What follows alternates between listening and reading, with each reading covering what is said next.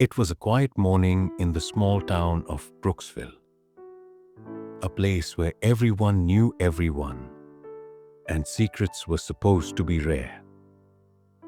The streets were lined with maple trees whose leaves rustled gently in the breeze, and children rode their bikes along the sidewalks, calling out greetings to neighbors.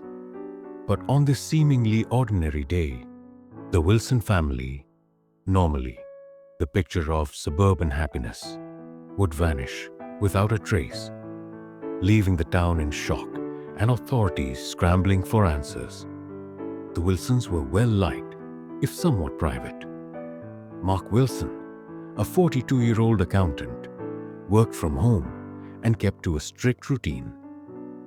His wife, Lisa, 39, was a part-time nurse who volunteered at the local animal shelter.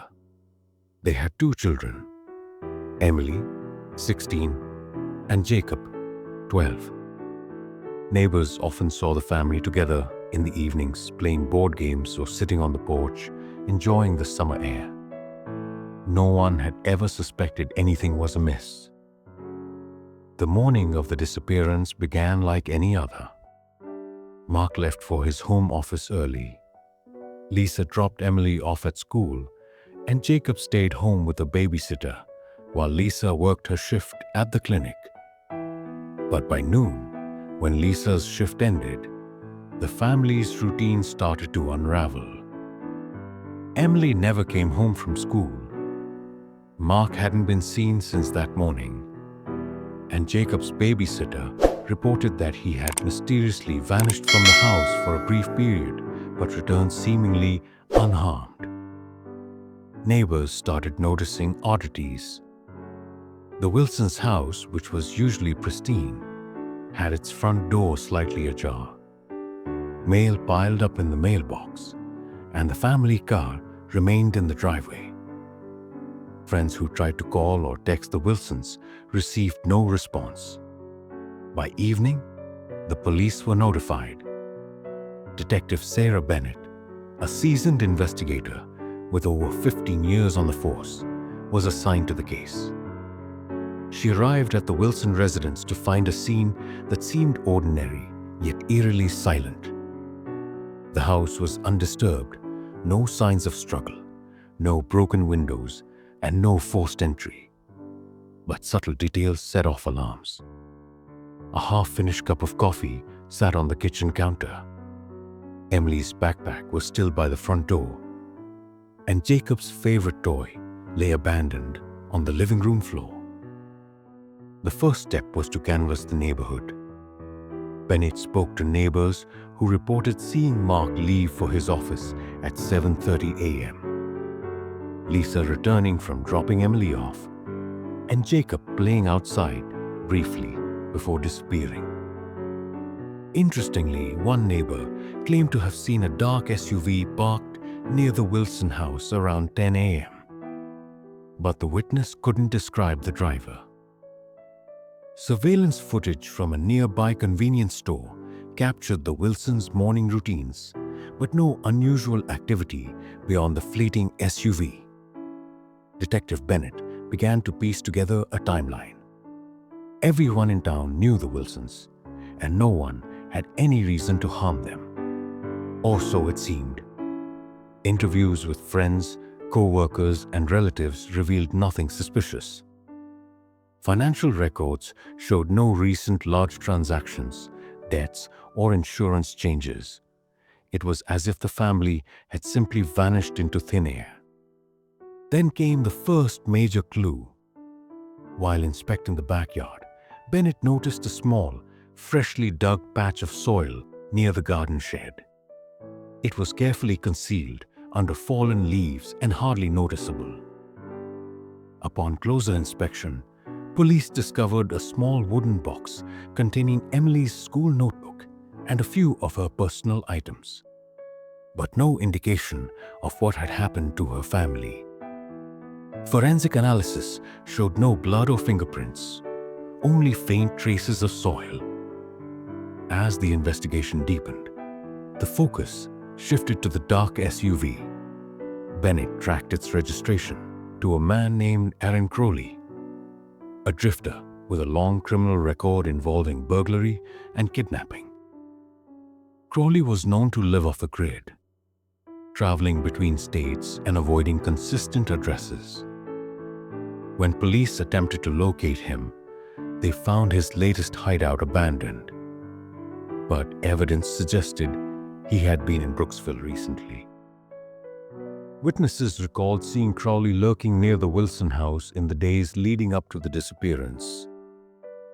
One neighbor, a retired postal worker, mentioned spotting him taking photographs of the house from a distance. It was enough to make Bennett suspicious, but nothing directly linked him to the family's vanishing. Then, an anonymous tip arrived. The caller, voice trembling and distorted, claimed that the Wilsons were being held in a remote cabin deep in the nearby pinewood forest. The caller refused to reveal their identity, warning that any direct interference could be dangerous. Using aerial drones and search teams, police combed the dense forest, but no signs of the family were found.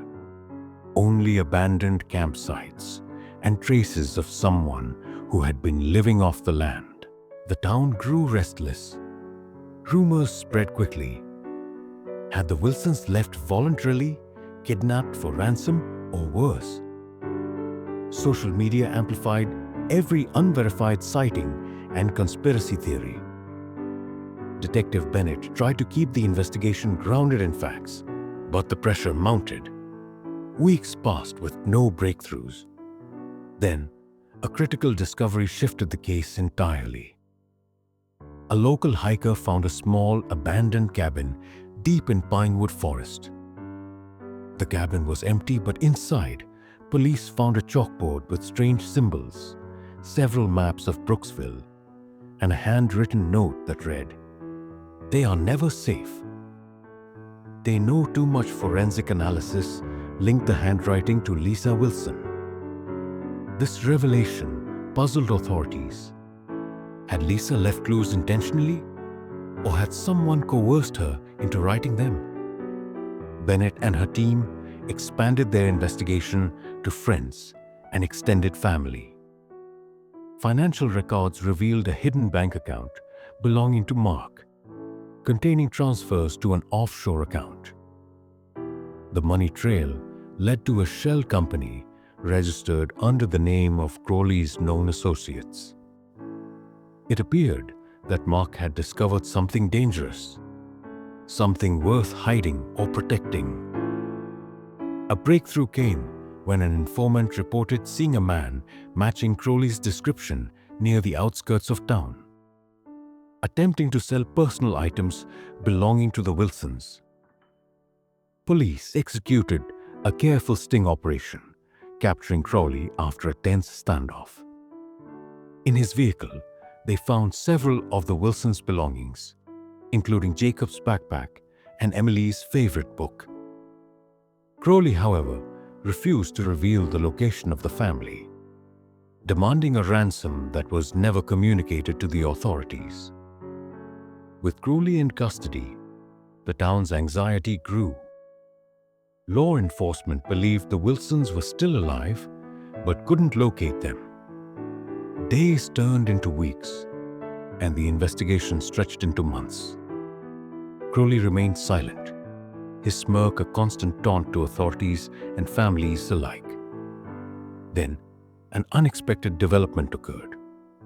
A local farmer reported finding tracks near an old abandoned mine on the outskirts of Brooksville.